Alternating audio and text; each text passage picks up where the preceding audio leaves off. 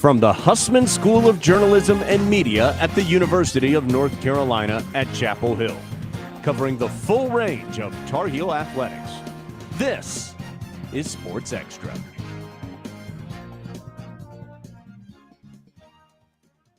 It's getting close to tournament time. Will the Tar Heel men make the big dance? Good morning, I'm BJ Tillman. And I'm Caitlin Schmidt. Thanks for joining us. On Wednesday, the men's basketball team traveled to take on the Fighting Irish in an absolutely critical must-win situation.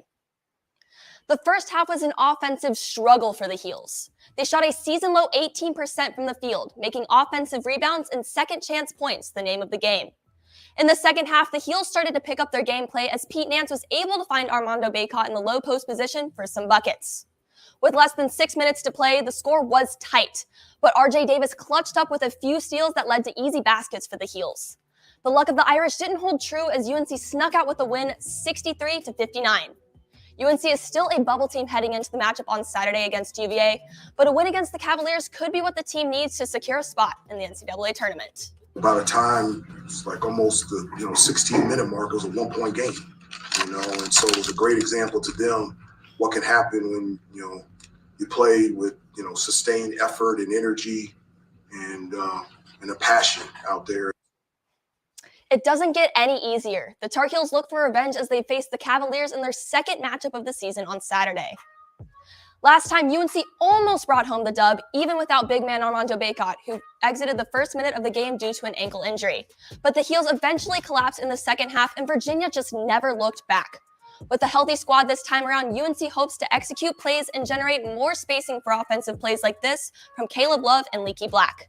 Carolina has no choice but to dominate if it wants to keep its tournament dream alive. So, Caitlin, we're talking about a team here that had championship aspirations at the beginning of the season, and now we're possibly on the brink of missing March Madness. They've really got to kick it into high gear if they have any chance of seeing the tournament this year. BJ, this could be the first time that the preseason number one doesn't make March Madness. I mean, talk about history. UNC needs that win against Virginia, and better yet, needs a win against Duke next Saturday. And if all else fails, they need a deep ACC tournament run, if not the championship, to make the tournament. Absolutely. It's absolutely crunch time for those men. And for the women's basketball team, Tar Heel fans had really high hopes for the rest of the season, with Alyssa Utsby and Eva Hodgson back on the court on Thursday after sustaining injuries. And UNC's women's basketball team faced number 9 Virginia Tech on Thursday for their final home game. The team had a strong start and led for the entire first half. Deja Kelly put the team on the scoreboard and proceeded to play all 40 minutes. The Hokies climbed their way up the scoreboard in the second half, but the Heels were down 4 with 2:19 left.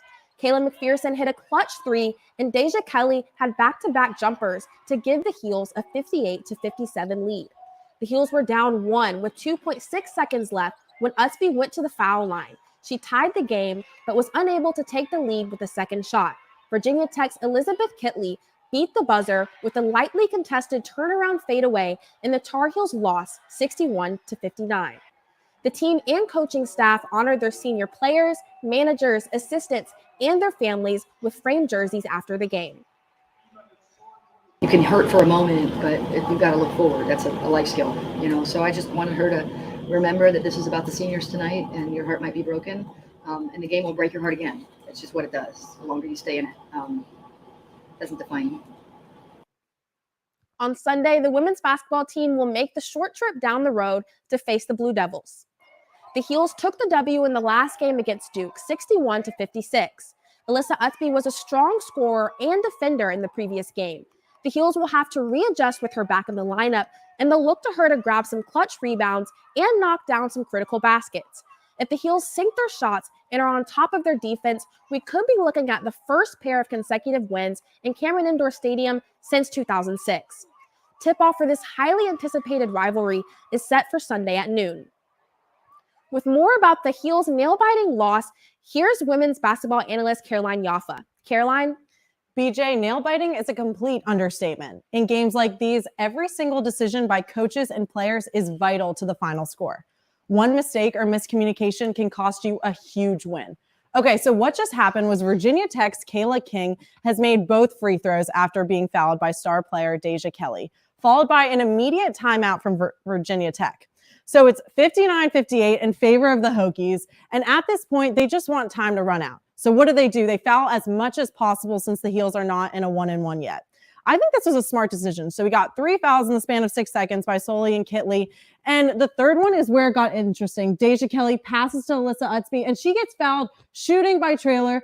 And then it's automatically Virginia Tech timeout. So she gets sent to the line with 2.1 seconds left.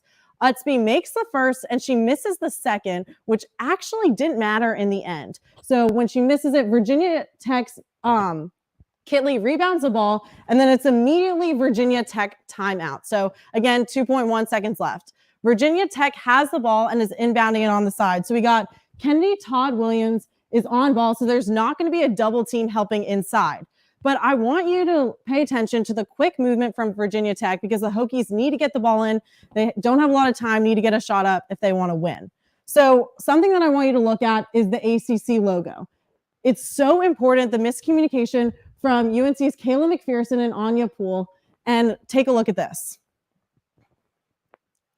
So right here, you can see Kayla McPherson gets a screen set on her by Virginia Tech's Amore, and Anya Poole doesn't know what to do. Kayla McPherson doesn't know what to do because what's supposed to happen is they're supposed to switch, but this results in a miscommunication.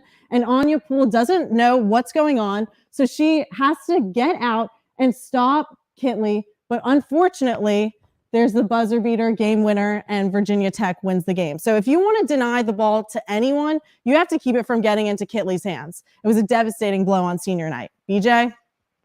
Wow, Caroline, what a game. What does this mean for the rest of Carolina's season? Well, BJ, with the Heels being 22nd in the AP poll, it's not looking great for them to stay ranked, and UNC really needed this win before the Heels traveled to Durham to play the Duke Blue Devils. I loved watching the defense and hustle Carolina brought, so I know it'll be very interesting during March. The Heels are projected to be a 6th seed in the conference tournament, and communication is what they need to do to advance. Thanks, Caroline. Carolina fans were in good spirits on Wednesday evening while watching the absolute show that UNC baseball was putting on. Junior Matt Horvath was a star, launching 2 balls over the left field wall for home runs, scoring Vance Honeycutt in the 6th inning. Along with their consistent offense getting 15 hits, the Heels pitchers had a stellar performance, combining for a shutout. Longwood's batters struggled against junior transfer Jake Knapp on the mound. In his UNC debut, Knapp allowed only 2 hits with 4 strikeouts. Carolina dominated Longwood 10-0. After 2 midweek wins, the baseball team will be back in action to take on the number 11 ECU Pirates in the second weekend series of the season.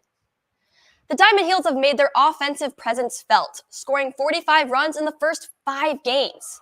Infielder Mac Horvath has posted 3 home runs so far, and Tomas Frick and center fielder Vance Honeycutt lead the team in hits with 8 and 7 respectively. ECU is coming off its first loss of the season against Campbell, and first game is this afternoon at 5. The number 2-seeded UNC club hockey team hit the ice Thursday in a late-night conference championship showdown with number 1 seed Penn State.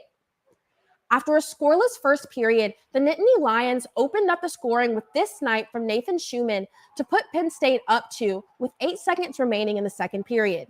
The Heels would manage their only goal of the contest in the third period off this top shelfer from Patrick O'Shaughnessy, but it would be a little too late as the Heels fall to 3-1 in the ACC-HL Tournament Championship. The women's lacrosse team is off to Blacksburg to face off against the Virginia Tech Hokies on Saturday for the first ACC matchup of the season. The Tar Heels come into this game winners of their first 3 matches. Carolina's offense has been on fire to start the year, led by junior attackers Caitlin Wersberger and Riley Casey. The Heels' defense is also off to a hot start, allowing fewer than 7 goals per game. The Heels look to continue their streak as they head up to Virginia to take on the 1 and 2 Hokies for their first road test. Born and bred. Being a Tar Heel is the one thing that the Harden family can say nothing less is a tradition. Here's Kyle Ennis. While we all end up here for different reasons, Chapel Hill draws you in. Even though I knew in the back of my head I dreamed of coming here, I wanted to make sure that I came here for my own purposes. I knew the minute I stepped on this campus that I didn't want to go anywhere else. The two sisters have shared sports memories since childhood. We've always just grown up playing together, and having that opportunity is something really special because not everyone gets to play with their sibling.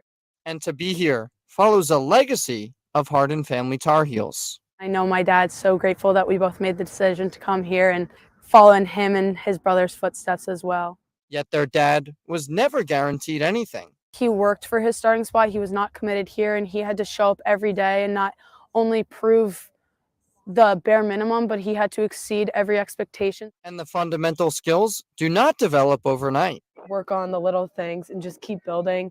There's always room for improvement. And just, I feel like at the end of the day, just battling and giving 110%. We've always just had that in us and that competitive side. While their father and his side were the athletes at UNC, the two praised the effort their mother makes. Even though she wasn't a Division I athlete, I do think her commitment to us is always there. She always would get out of work earlier, make sure that she could make it to all of our games. They're just our number one fans, and they've always, they never pressured us to come here. But I mean, now that we are here, I think they just love it even more. Reporting, I'm Kyle Ennis. The legacy continues, and the Hardin girls and their teammates are fired up for this weekend against Virginia Tech. After winning its 4th straight ITA national title in Seattle, the UNC women's tennis team is headed to Charlottesville to face off against Virginia at 4 p.m. today. The national champions will have to rely on the leadership of number 1 Fiona Crawley in order to keep the momentum against the Cavaliers, as well as players like number 13 Abby Forbes, who won the championship point for UNC with this ace. As long as the Tar Heels aren't too distracted by the post-championship excitement and interviews, they should be able to come out with the W. The UNC men's tennis team will face off against Boston College in the Atlantic Coast Conference opener here on Sunday. The Heels are coming off a tough loss against South Carolina in the ITA Indoor Championships. The Gamecocks claimed the win after defeating Anuj Watane in the number 5 singles match in a 3-set thriller. UNC hopes to send the Eagles flying back to Boston with a loss. The UNC softball team travels to Boca Raton, Florida this weekend to compete in the Joan Joyce Classic. The Tar Heels will play 6 games against Wisconsin, Villanova, and FAU. They hope to continue the momentum of their run rule victory on Tuesday. The Bats have woken up in recent games, sparked by first baseman Kirsten Lasea, who is batting 4 for 12 with 3 home runs. Lily Backus and Bailey McCachran have also led a strong rotation to start the season. With all 3 of the other teams holding records at or below 500, the Tar Heels should be able to pick up some wins this weekend.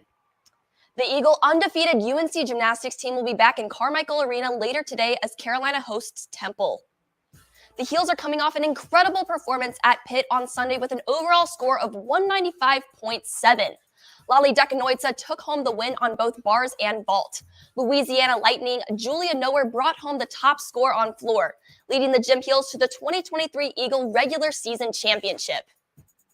Winning national championships is a tradition here at UNC, but what often goes overlooked is when a club sport wins one. Ryan Kulauk tells us about one club athlete who paved his own way to a national championship. What does it take to be a national champion? Should you start playing sports at a young age? Or is it more about dedicating your life to one sport? What if I told you that none of that matters? This is the story of Aaron Redmond. Redmond was born in Johns Creek, Georgia, where he played a variety of sports as a child. The only problem was he had trouble finding his rhythm. I played soccer and basketball.